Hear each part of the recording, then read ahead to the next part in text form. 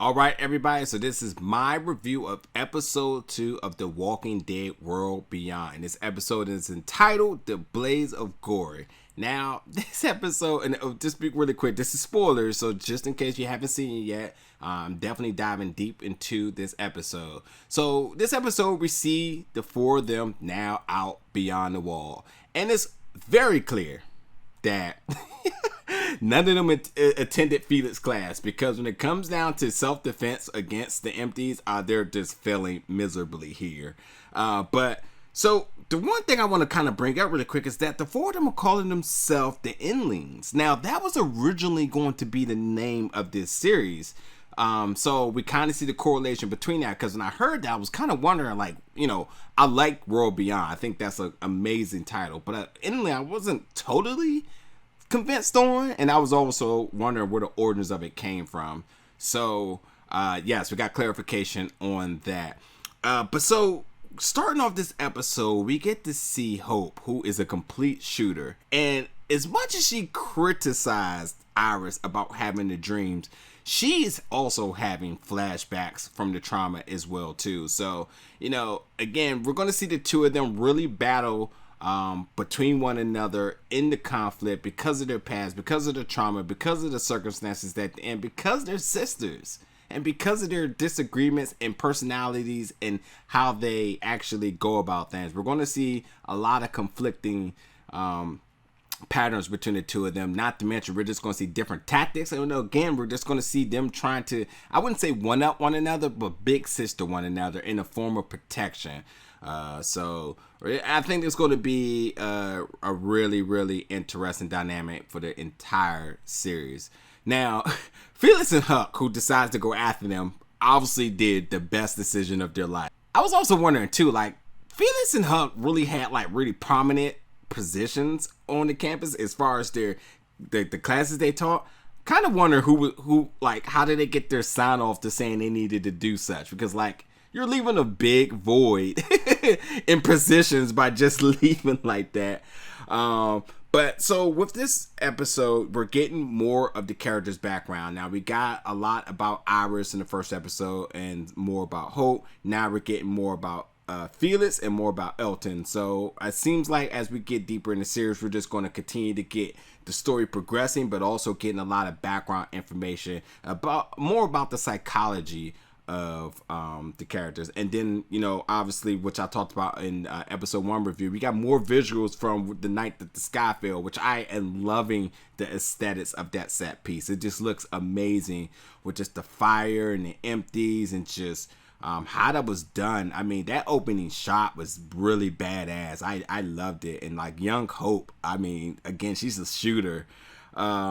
But going back into something that I heard a lot of people kind of talking about, and that's really like how the empties were looking in this. Now, a lot of people are saying they don't look as scary and whatever, but I think by now, by seeing that bees one, if you don't think that they're actually doubling down with the aesthetics of these empties, you're crazy. Because that bees empty that was badass. That's probably one of the best I've seen in a very, very long time.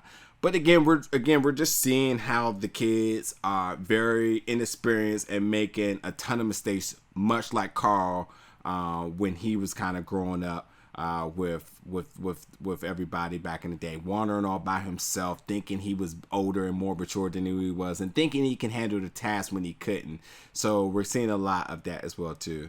I really, really love so first of all, the Monopoly scene, first of all, I thought that was pretty funny, because like them having all the pieces for the Monopoly was already like a big shock factor. Like, we're talking about in the apocalypse now, and they had all the pieces to play the game, which I didn't expect, because it's more of a scavenger thing. Like, it's kind of like whatever you can find. But with that being said, I love that scene because, again, it's reminding the viewers of that they're just kids and they find fun, and they find their attention is grabbed by even the most simplest things, even with the threat of the apocalypse all around them. Like, there's literally an empty under them which could attract more, and they're just like, Oh, let's try to kill it. Oh, we failed. Don't worry about it. Let's play the Monopoly. Hey, let's go to sleep. And even when they were just like, hey, let's camp here, it wasn't even a hard decision. They were just like, yeah, let's just do it. And also, I will say this too, like the places where they just kind of like to set up shop, whether it's just them having a powwow or whether the different places that they meet, that they sleep, it also doesn't, it's like really like different because like, it's just like, whoa, you can just be there and it's okay. Because we're just used to seeing, people we're used to seeing in other shows that like it's always a threat everywhere and there's always an abundance of people or her at any given point. What I'm coming to think is that when you think about the population on the East Coast and that they're in Omaha, where it's clearly more of a country living and less of a population, that's why we're not seeing that many empties left and right for them. So like they're able to kind of like just sit around certain places, even if it's in plain sight. And it's still like, even when they were on the tennis court, I mean, they were still around in the gate or whatnot, but like, it's still something that we're just not totally used to seeing.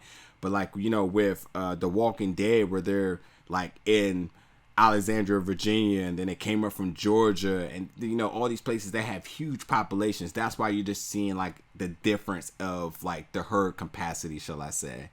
But at the same time too, like the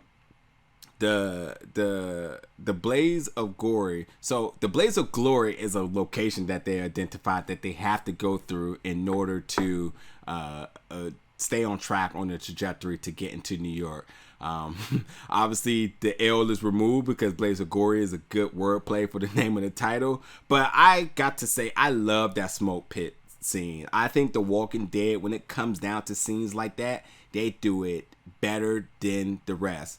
You know, another similarity is the scene where Jesus died in The Walking Dead, in that cemetery with the smoke and the blue and the low lights.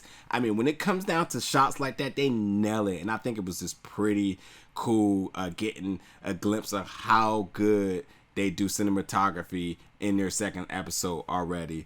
I also love the idea of like how they had Felix narrating his teachings in the class and then they're completely not executing, because it just displays the idea of just how inexperienced they are.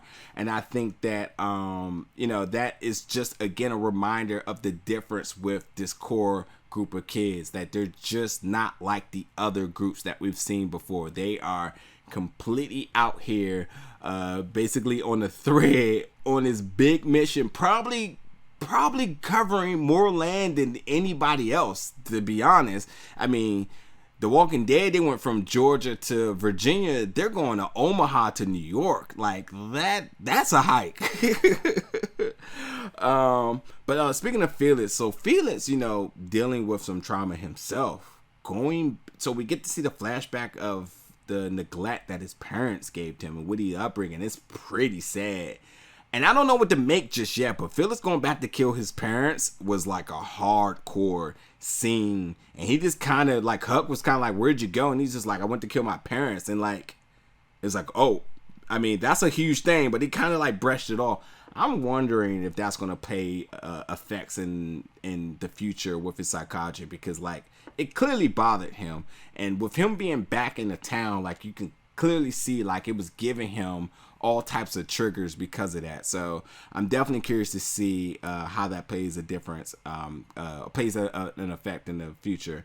But you know, I really like seeing just the dynamics between the sister and this, how that's just growing and going forward. I think that's going to be it's going to be good television, good drama. And I think that, you know, for the second episode, I cannot wait for the next, because like I love the story that they're telling, and with it being in the Walking Dead universe, but feeling like a different show, it's just keeping me invested, because you know, we got the other shows, we got the movies, got so much more content coming out, and I just love the fact that it's just not a repeat of another show, that this one, now 2 episodes in, still feels totally different. And The Walking Dead, you know, the recipe for success that it's had over the 10th season, it's easy to say, well, if that's working, let's just do that, but why? And they're trying something different, and it's a huge risk trying something different, and for me, it's absolutely working. So yes, this is my review of episode 2 of The Walking Dead World Beyond, Blaze of Gory. I love this episode, and I just can't wait to see what's going to happen next. It's good storytelling going on right now, and I'm really can't wait for the drama to really unfold as we're starting to see some things really shape up right now. So thank you for watching my review, folks, and I'll see you again for another review very soon.